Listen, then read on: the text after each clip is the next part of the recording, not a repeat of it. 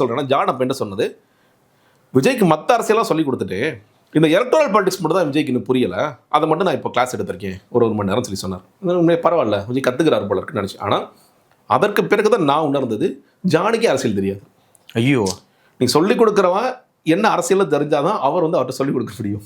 நீ யாருக்கு ஒரு அரசியல் எங்கள் ஜானுக்கு வந்துங்க, இப்போது நமக்கு இப்போ உதாரணத்துக்கு நான் உங்கள்கிட்ட கேட்குற, வட மாவட்டங்களில் எந்த சமூகம் அதிகமாக இருக்கும் நீங்கள் சொல்லுவீங்க. தென் மாவட்டங்களில் யார் அதிகமாக இருப்பாங்க, நீங்கள் வந்து மேற்கில் யார் இருப்பாங்க. இது ரொம்ப சிம்பிளாக அரசியல் தெரிஞ்ச பத்திரிகையாளர், ரொம்ப பேசிக்கான விஷயம். ஜானுக்கு தெரியாது. ஓ, வட மாவட்டங்கள் வன்னியர்கள் இருப்பாங்களா பிரதர், ஓ தென் மாவட்டங்கள் முக்குளத்தில் இருப்பாங்களா பிரதர், நாடார் இருப்பாங்களா, தெரியாது. யாருமே என்கிட்ட சொல்லலப்பா. ஃபர்ஸ்ட் ஆஃப் ஆல் பொலிட்டிக்கல் ஸ்ட்ராட்டஜிஸ்டே கிடையாதுங்க. அவர் வந்து ஒரு பிராண்ட் ஸ்ட்ராட்டஜிஸ்ட். ஒரு பொருள் எடுத்து கொடுக்குறீங்க, அப்பா இந்த பொருள் எனக்கு மார்க்கெட் பண்ணி கொடுத்தா மார்க்கெட் பண்ணி கொடுக்குற ஒரு பிராண்ட் ஸ்ட்ராட்டஜிஸ்ட். அதுக்கு தான் அவர் படிச்சுட்டு வந்திருக்காரு, அதுதான் அவர் வேலையை பண்ணிட்டு இருந்தார்.